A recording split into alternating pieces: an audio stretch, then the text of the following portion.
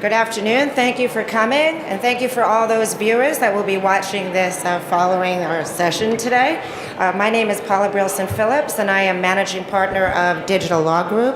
We're a boutique firm that specializes in protecting IP rights for inventors, everything from filing patents and trademarks to negotiating distribution and manufacturing agreements to protecting intellectual property worldwide.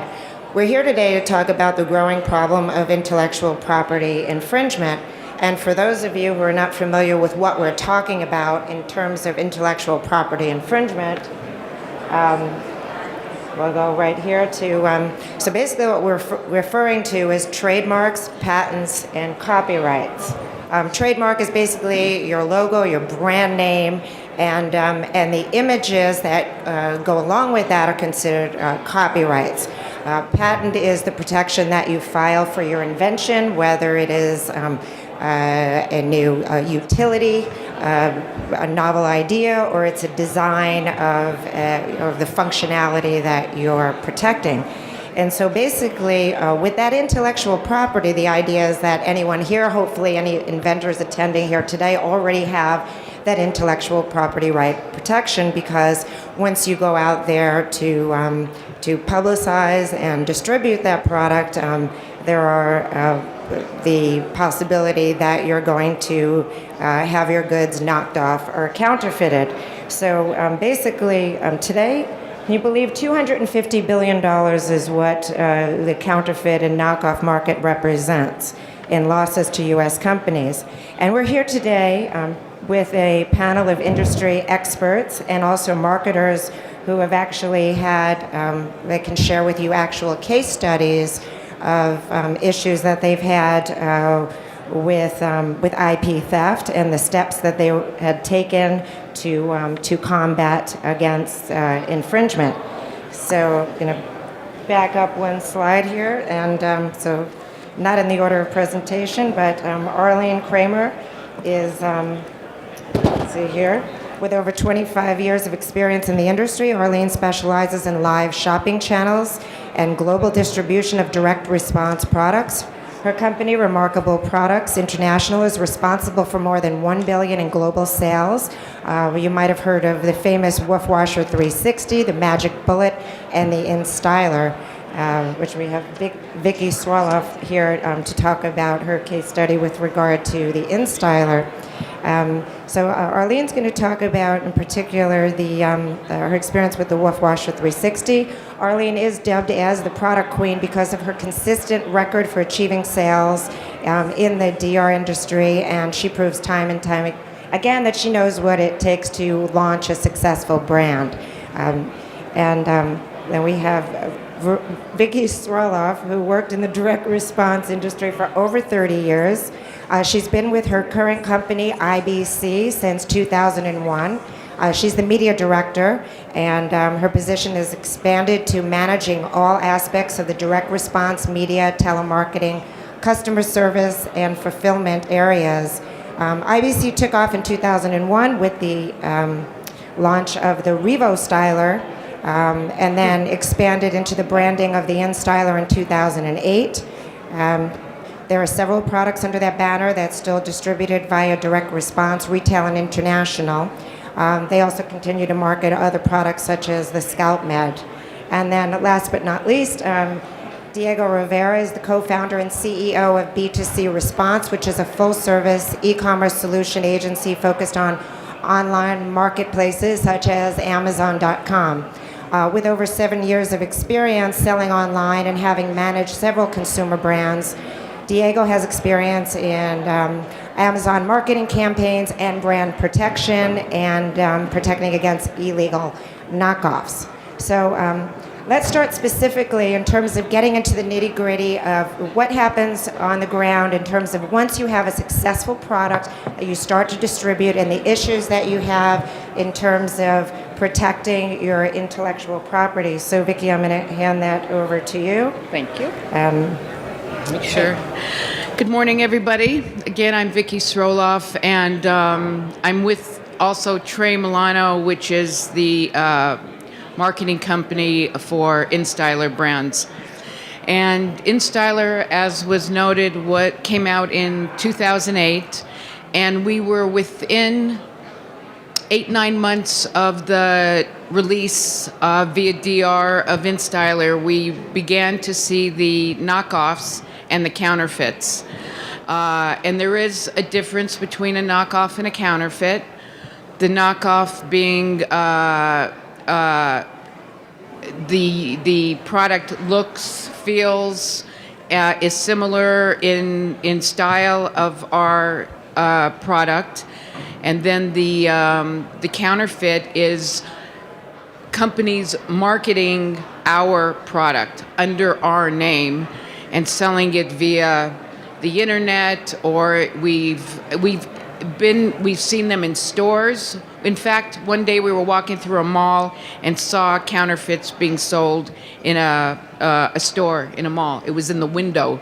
We were just simply taking a little stroll through the mall, and then it just evolved from there, where we had to seriously do something because it was starting to infringe on our business, on our sales, mostly online. Again, but we had to look internationally and the U.S. market in particular. And what we had to finally do was we had to bring in actually 2 law firms. We also we were able to. There's companies out there that you hire to basically use their software to peruse through literally the World Wide Web. You put in keywords, you have keywords that are registered with these companies, and they will find the counterfeits and knockoffs anywhere in the world being sold. And then from there, you have to go through the send out the cease and desist letters, and we've had to go as far as actually hiring another law firm to actually go in to stores, to people's homes, to confiscate counterfeit units. It got that bad for us. And the problem, too, with the counterfeit units is they are an inferior product. And because this is this is the InStyler, in case you don't know, because it's an electrical product, and they're made so, for lack of another word, cheaply, they are dangerous. They are, they don't have approval. And we had one actually case where we knew of, and pictures to prove it, where the counterfeit unit blew up in a woman's hand and just burned the heck out of her hand.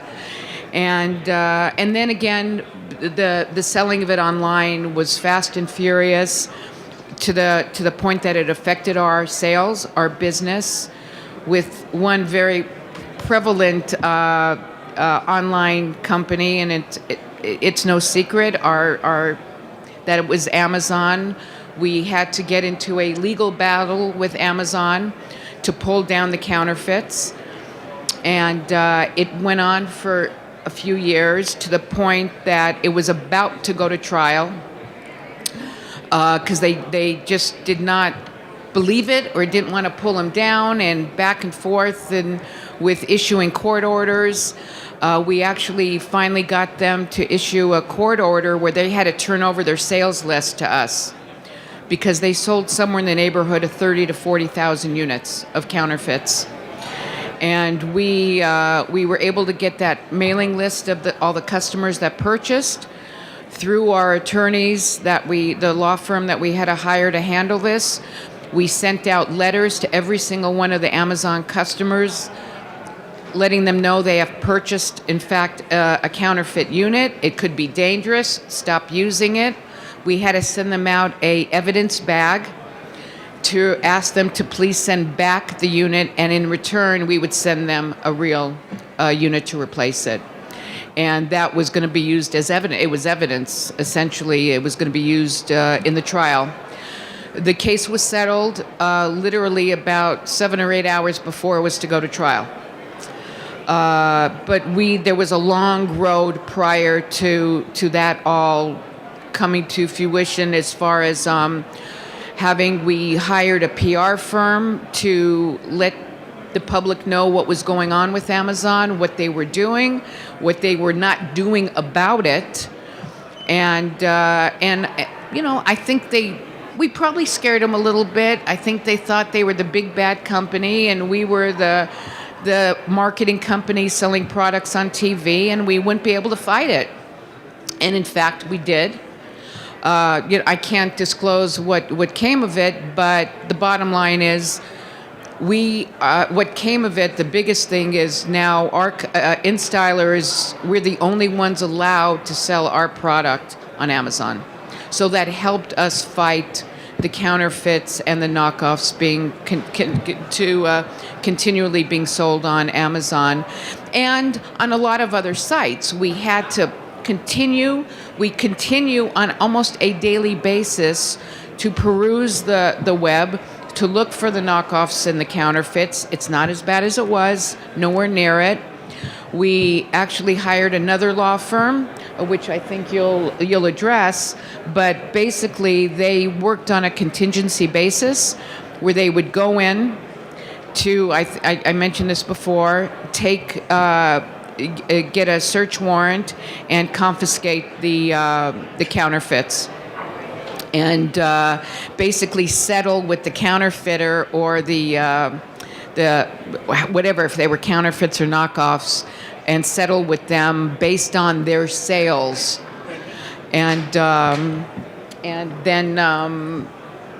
that's how they got paid. They took a percentage of the settlement they were able to make with the seller, and. You can patent your item up the yin yang. It doesn't matter what you do. It's going to happen. They don't care. It's the cost of doing business. We have,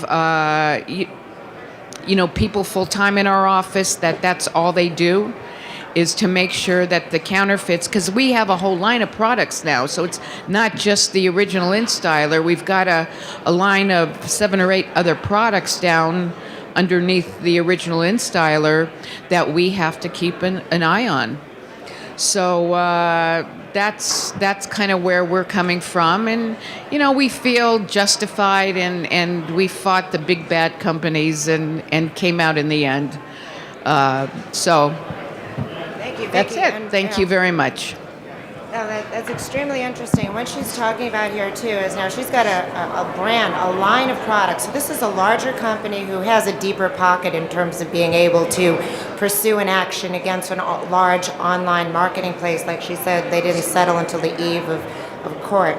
So it's interesting now to hear from Arline. We're basically talking about more of this is a sole inventor who came over to a mom and pop shop type of distributor, so to speak.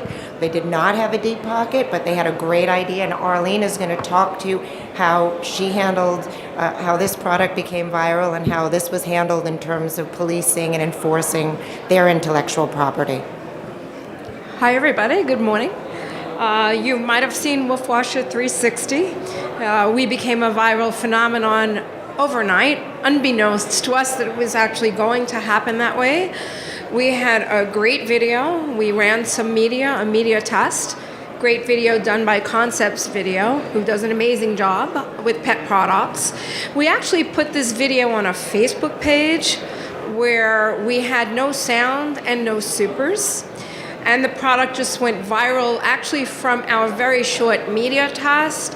And in a couple of days, we actually had 64 million shares of our video in 100 countries. So that's a great story to have, but it also wakes up the world and all the factories overseas to say, wow, there is this brand new hot product out there. So we opened up that can of worms, but we also were a bit prepared. We did have our products protected as best as possible. We had to feel that we had a manufacturer's agreement in place with a proper factory. We had our IP set up, and actually Digital Law is our attorneys and have been on the case, but things still happen. So what transpired pretty quickly, similar to a case with InStyler, is we started to see other woof washers popping up with different names under our branding aspect, and then suddenly they're getting reviews. So before we even get off the ground, and Diego's going to speak more to reviews, we had some reviews on product that wasn't even ours. So how do we stop all this and protect it? You know, we can think and we're doing the right thing, but the thing is persevering. I just think we protect the inventor. We tell the inventor, try to at least guide them in what to do before we even take the product to market. And it's also about trusting your factory, your manufacturer. Having a quality product yourself is key. I've been in the business 26 years. Before a product goes to market, I always try to make sure we have the best possible product ourselves, because you really want to be able to police it, but you also want to have a good quality product. We have found speed to market is key. We have to make sure that we have a chain and our molds made. And speaking of molds, we want to make sure that we're controlling the molds. There are a lot of different variables, but basically knowing that you put your best foot forward. Even at this stage with Woof Washer, and it's 2 years at this point, they still pop up. We're still policing every day. But we do feel that we were able to persevere in a lot of different ways. And I think that's really, Right, I can sum that up. Is there? But further to your point, if you take a look here, so this was an initial version. This was an initial version of the Woof Washer that had been produced, and there were a number of issues. Quickly, we went to a redesign. However, this mold had gotten out there, and as you see, it was prevalent. This, if you will, a product that not only had some issues, defective, it was actually showing up with missing parts. And so these negative reviews were coming back to the actual Woof Washer page and then affecting the product rating and, you know, the overall, customer sentiment toward the product. So, go ahead. Next page here. So I'll go back to my mic. And so Diego, you want to go ahead and talk about some of the efforts that your company has put in place to combat some of these infringers? Excellent. Good morning, everyone. So it's clear if you're going to have a good product, it's probably going to be copied, right? If you're not selling too much, probably no one's going to care. So what can you actually do to stop these counterfeits, to stop these knockoffs? So the first things you want to do is you're going to want to try to repel these guys. And the first thing you really want to do is you want to put your trademark everywhere. You want to make it as hard as possible for these guys to actually be able to knock off your product.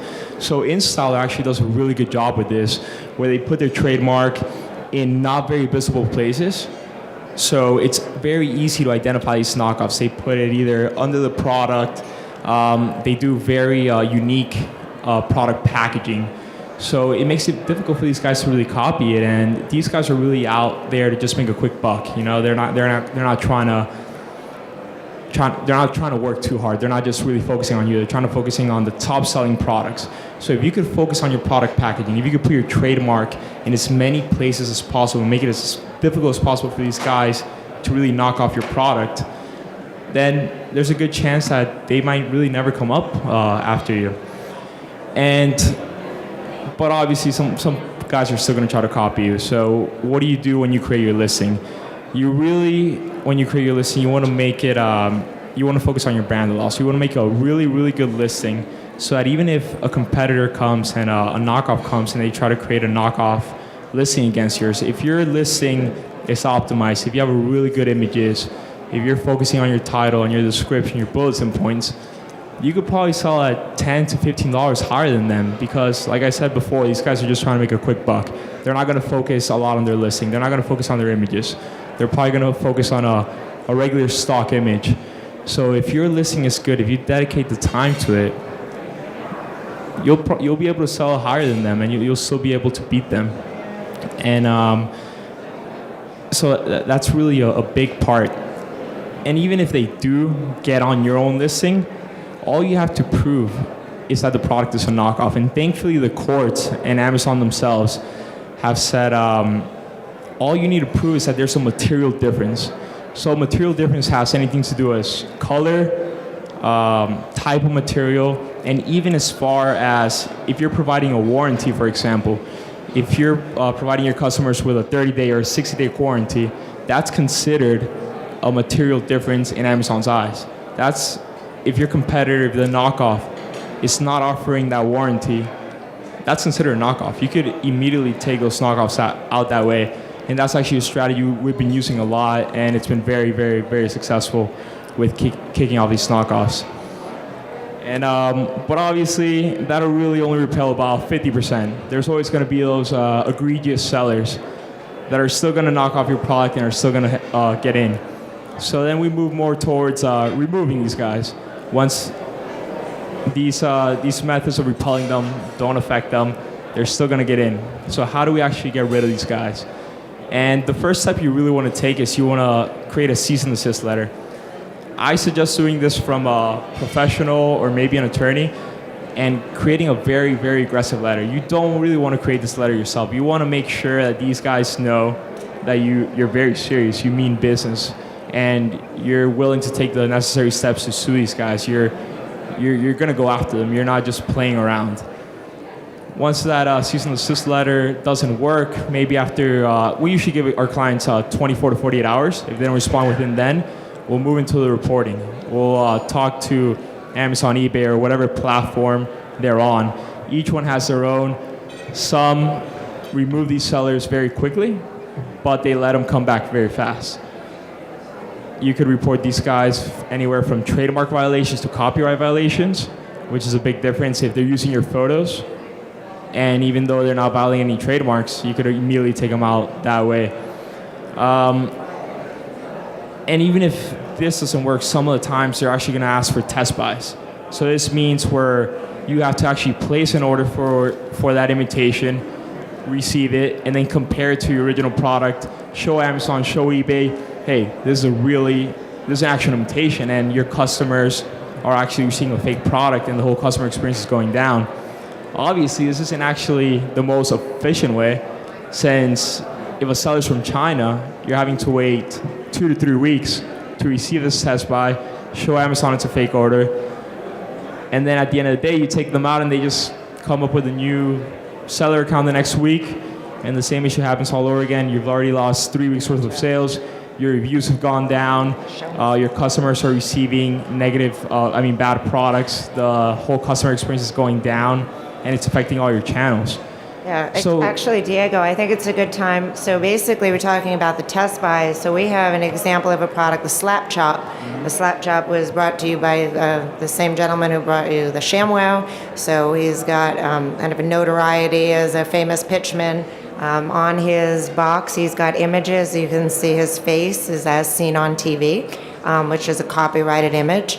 And again, he had launched the product, and there were a number of other listings. So we had to go ahead, according to Amazon's policy, to order the test buys. And Jessica, I don't know if you want to open up the box just to show, for example. So you could see how similar the boxes look. They both have his image. And we ordered that, and there's a big difference. One product comes in working order. The other product comes broken out of the box. So naturally, if you're a consumer buying this product and you open up this product broken out of the box, you say, what crap? I just wasted my money. And you're angry, and you get on, whether it's Amazon, eBay, Alibaba, and you are angry and you want to spew your negativity and say, do not buy this product. Wow. So that just gives you an example of, what we're dealing with. And, we could have sat here, we could have had to check another bag to bring all of the products that we are monitoring on behalf of our clients to give you an idea of the difference in, that you see from the genuine product to the counterfeit product, and one of the reasons why it's really harming our business. And something big where a lot of people don't know is actually you don't always have to order these test buys. Actually, about 95% of the times we don't order the test buys. We actually have our in-house legal department or our attorney write a very serious letter telling Amazon cares mostly about the customer experience. If you could tell Amazon, hey, listen guys, this is clearly a knockoff. It's affecting the customer experience. Your customers are not going to be happy. 95% of the time, they'll actually remove the listing. Whether it's because a professional legal team wrote it or an attorney wrote it, I think that has a big impact on it. But if you could really focus your letter on describing, hey, this is affecting the customer, and if you guys keep having this for 2 to 3 weeks, as long as the test bite takes, then it's going to ruin the customer experience. So I really do suggest when you write all these cease and desist letters, all these letters to Amazon, all these emails to Amazon, doing it from a professional, making sure that Amazon knows you're serious, that you're not just an average Joe just writing them an email you just came up with, because they don't want more lawsuits. And just like how Vicky, I think Vicky's case really helped most Amazon sellers, where they actually took them to court and they had to settle. Amazon's starting to take sellers a lot more seriously now. They're not just seeing them as these little guys. They're seeing them as someone that could potentially send them a lawsuit. So I think really getting professional help, really writing these letters in a professional manner will help you remove these knockoffs as soon as possible without having to place a test buy.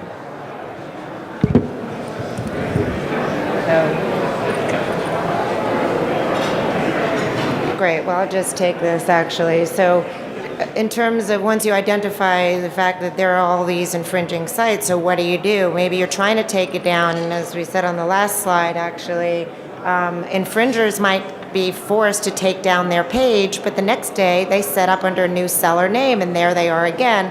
And we like to refer to that as the game of whack-a-mole, and that's exactly how you start to feel, because you have to do this kind of on a daily basis is what starts to happen, particularly when you have a successful product.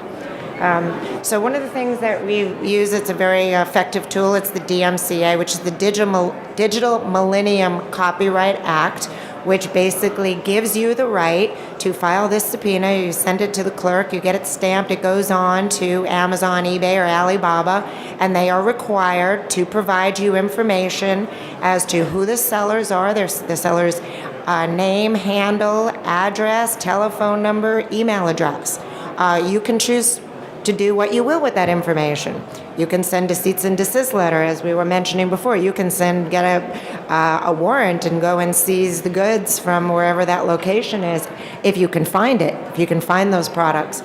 A lot of times the person ordering it is not exactly the where the product is going, and so we have other ways. Like, for example, our firm uses a software that tracks shipping records, because we have a list of the various product manufacturers in the different product categories that have been repeat offenders in terms of being infringers. So basically what we're saying here is, before we get to the point where we have to, spend the kind of money, because we don't all have the kind of money to go ahead and file a lawsuit, that there are other ways that you can go ahead and police your goods on the internet, take them down, and because it really is important. Because if you want to go ahead and just, you want to spend all this money to file patents and trademarks and not do anything to police your intellectual property, and years go by, you're basically going to lose your intellectual property rights if you don't police them and enforce them. So another thing that's extremely important, and it is commonly overlooked, is that products are normally, let's say for the most part, manufactured in China and shipped to the U.S. or other ports from China. So you certainly want to think about filing a patent or a trademark in China if you are concerned that your product is going to be knocked off, and then you go ahead and you file your intellectual property with the U.S. Border Control. And there are ways that, and Vicky, you can talk to that a little bit. You talked to that a little bit in terms of being able to seize goods at customs. Sure. I mean, we did what was mentioned, where we filed with U.S. Customs to seize containers coming into the U.S. from China with counterfeit products. I mean, it went. We even seized a container. I believe it came through Canada, and then it was trucked into the U.S. through. It was going through Chicago, and we confiscated it. We kind of just got tracked down, and we were able to confiscate that container coming in through Canada because it was getting stopped at the U.S. ports. So they thought they would get cute, but you're not gonna seize every container. It's not feasible. You are dealing with the government and U.S. Customs, and they're just not going to catch every container coming into the country. But we did seize a few. We were able to do that. So those units then get destroyed. They'll never see the light of day. So at least you put a dent in stopping the counterfeits coming into the country. And something I want to touch on, so you don't think you always have to hire an attorney necessarily to police the internet with eBay in particular. eBay actually has their own legal arm, I guess, for lack of another term, called Vero.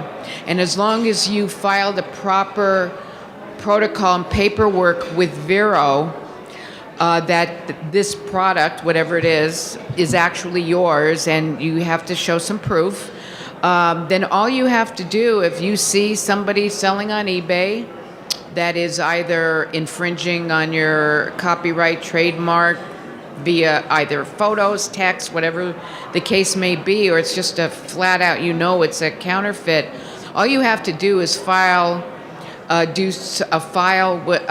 them a letter, and sometimes they have pulled down that listing within hours. It's not days. It literally, I've seen them pulled down as soon as 2 hours. So that's something you can do yourself. You don't have to go out and spend a ton of money having someone else do it on your behalf. So they do make it easy for the marketer or the owner of the product to be able to pull down the counterfeits. Well, Vicky, it's kind of like a whack-a-mole, right? Because they just come back up the next day. Well, unfortunately, yes, that happens, and that's why for our company, why we invested in buying the software tool to be able to peruse through the internet across the board, worldwide, and then we go through the motion of having those sites hopefully pulled down. So, yep. Does anyone add to that? Guys? So I think what you're both saying is that it's most effective internally that you're policing your intellectual property, and then in terms of trying to take initial steps, there are some platforms where you might be able to get immediate relief, but that relief might not be permanent relief. Correct. And that's why each of you have gone through the escalation of whether it's cease and desist letters, or eventually, in your case, Vicky, taking Amazon to court. So let's talk about the bottom line here, and counterfeits. And I think it's really important to. You can't hear me now? Okay, is that better? So, I think what we need to talk about here is what the bottom line is here, why we're addressing this issue, and by no means is this an issue that's under control. There needs to be a lot of changes from a regulatory perspective in terms of the requirements that are put on these online marketplaces, so that we don't have to play whack-a-mole, that says marketers do not have to go through all these hurdles and potentially, sue these online marketplaces to be able to protect our rights. So, Vicky, you're gonna... Sure. And just, for my wrap up, what we found, the bottom line is the products are your products. Whether they're your babies or whatever the case is, if you're a small company or on a larger company, it's first of all, it is your responsibility to to watch out for the counterfeits or knockoffs, because what they're going to do inevitably is it hurts everyone. It hurts your company. It hurts the marketer, the inventor, the company, and at the end result, it's going to hurt the consumer. You know, we touched on bad reviews. I cannot tell you the amount of bad reviews we have been chasing to get pulled down because they were reviews on counterfeits, on inferior products. The case in point that I mentioned of the unit exploding in the woman's hand. And it just hurts us all as an industry, as individuals, and then again, the end result, it's hurting the consumer, having dangerous products out there. And as you see with that product, you know, cruddy products. And so you kind of have to do what you can. I mean, we've gone as far as we have a full-time employee in China. We have somebody there who's watching over our factories to make sure that what is supposed to happen is happening to the best of our ability. So you kind of just have to take the steps and do what you can do. So that's that for me. Thank you. Yeah, and so a lot of people think, well, online isn't really my business. My business is mainly retail or DRTV, so why do I really care about that? But at the end of the day, online affects your retail operations in a very serious way. When you go to negotiate with Walmart and you're negotiating how much you're going to sell the product for, Walmart's main competitor is Amazon.com. So they're definitely going to make sure to check Amazon. They're going to see how much that product's selling for. And they're going to tell you, well, you know what? I mean, I can't compete with that price. So they're going to end up touching up on your margins and cutting your margins even more. Just to elaborate, I think we have a great assortment of leaders on this panel in a different way. So InStyler is a number one brand, where Wolf Washer, we are a boutique company. We work with the smaller inventors to basically guide them through the process with the attorneys. So we do help them so they're set up in the best way possible before they launch the product. Back to speed to market and protecting your brand is key, like Diego said, because you want to protect your price point. And in the beginning, to your point, when you sit down with a buyer's meeting and they see that, they're immediately going to say to you, okay, are you protecting your brand, or is somebody going to come here tomorrow with a similar product for half the price? Maybe inferior, but we don't want that to happen. So key from the beginning is, like I said, to have a good agreement in place, to trust your factory in the Orient, speed to market at retail. In this particular case, we were ready. Not a lot of people will do that. We just felt that this product would be successful. An inventor really can't do that on their own. They really need also a good trusting marketer that will work with them. And again, as is the case with Wolf Washer, we worked very closely with the inventor, and he was quite good and hands-on too, in even sending us the information. So we all policed it in a different way. We didn't have a full-time employee, but we had a really good team policing it. Right, we actually helped. We worked to train the inventor on the takedown, and they did, so that the company was Digital able law to save trained the money, inventor. so they were not always, paying legal services for that. So. Yeah, and I think also just in terms of, and I think this is commonly overlooked, but relationships. We're talking about inventorship, and the idea that you've got a product that's protected that perhaps many people want to knock off. Where does it all start? It all starts with your manufacturer. If you're working with a manufacturer that you don't know whether or not that manufacturer is actually a trading company and maybe handing it off to a third party, but you've met this company, whether it's at a trade show or you found them online on Alibaba and they say, yes, I can manufacture your product. Well, that is kind of the key actor in your relationship? How trustworthy is that manufacturer? Is that manufacturer protecting your IP? Are there containers going out the door, the back door? Is that manufacturer making copies of your mold and giving it to other factories? And if you don't have, feet on the street, how do you know that, this mold has gone to another factory and actually it's your own manufacturer that has actually facilitated the distribution of counterfeit goods? So that's another thing in terms of, just starting your whole product launch, having a relationship, getting recommendations in this industry. I mean, you've got the experts, as I said, with the particular products, whether it's an electronic or a plastic product, pet products. Are they an expert in that area?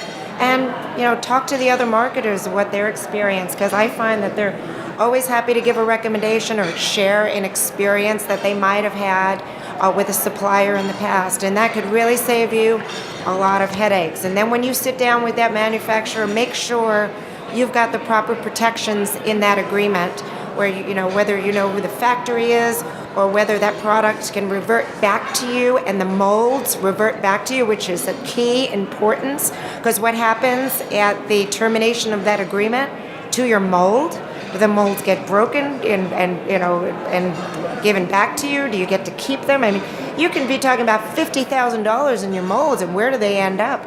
And I've looked at manufacturer agreements and shaken my head saying this was never even addressed. So, in terms of, everything that you can do in this process from protecting your intellectual property, once again, our industry is, just like any other. It's all about relationships, and it's important to work with trusted partners. And so, listen, all of us here, we're happy to talk to you. Anyone in the room who wants to come over and also take a look at these products. Diego, you brought along with you, right?